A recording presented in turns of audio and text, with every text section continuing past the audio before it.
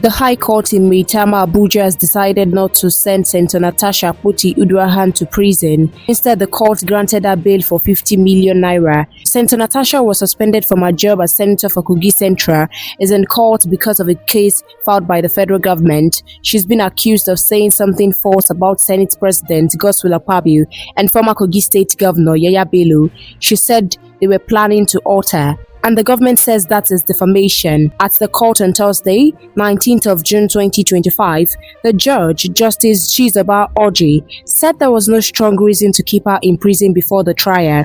The judge believed Senator Natasha was ready to face the charges against her, but before she can go home, she must bring one shorty, someone who owns a land in Abuja and is known to be trustworthy. The judge said this is according to the Nigerian Constitution and the Criminal Justice Act. The case has been moved to September 23, 2025 for the next hearing.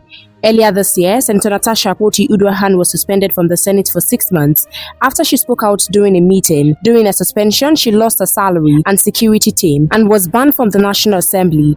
Despite the case, Senator Natasha says she's still strong and not afraid. She posted online that she's unbent, unbroken and unapologetic for telling her truth. In the next part of the trial, both Akpabio and Bello are expected to testify in court. While Nigerians are awaiting the trial, we'll continue to supply you more trending news updates and exclusive videos. Please stay tuned to Naija News TV.